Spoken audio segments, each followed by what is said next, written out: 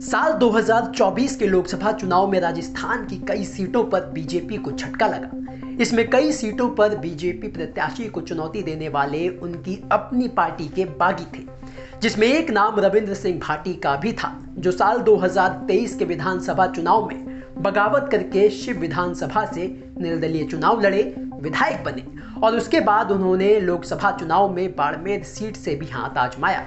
इस चुनाव में रविंद्र सिंह भाटी खुद तो हारे ही, लेकिन बीजेपी को भी तीसरे नंबर पर धकेल दिया।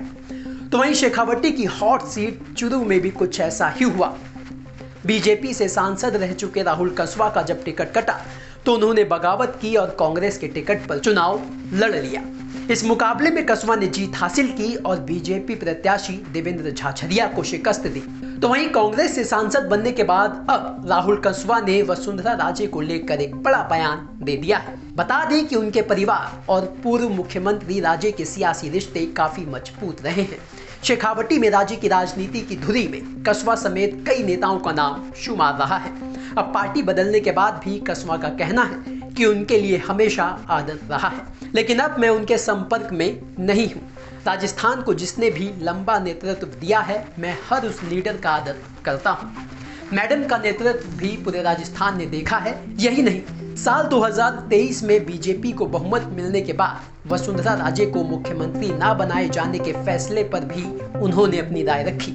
उन्होंने पार्टी के इस फैसले से जुड़े सवाल पर कहा था कि मुझे इस बात कुछ नहीं कहना, वो पार्टी का फैसला था, लेकिन जिस तरह से वो फैसला लिया गया उससे जनता के बीच में अच्छा संदेश नहीं गया। लोकसभा चुनाव के दौरान भी लोगों के मन में ये बात थी। कसवा ने कहा कि वसुंधरा जी हमारी लीडर रही हैं, उनके कार्यक्रम में जाना पार्टी लाइन से बाहर नहीं हो सकता था। मैं हमेशा उनका आदर करता था और आज भी करता हूँ। जहां तक सवाल मेरी परफॉर्मेंस को लेकर है तो पार्टी ने स्टैंडिंग कमेटी की बैठक में उपस्थित रहने का निर्देश दिया। मेरी उपस्थिति 100% रही। पार्टी के निर्देशानुसार सोशल मीडिया पर मैं पूरी तरह सक्रिय रहा। मैंने कभी मीडिया में बयान दिया था, इस पूरे संसदीय क्षेत्र में मैं, मेरे पिता और मेरी माता लोगों के बीच काम करते थे। अगर मुझ में कोई कमी थी तो अध्यक्ष की जिम्मेदारी थी कि मुझे बुलाते और मुझसे सवाल करते। ब्यूरो रिपोर्ट, राजस्थान तक।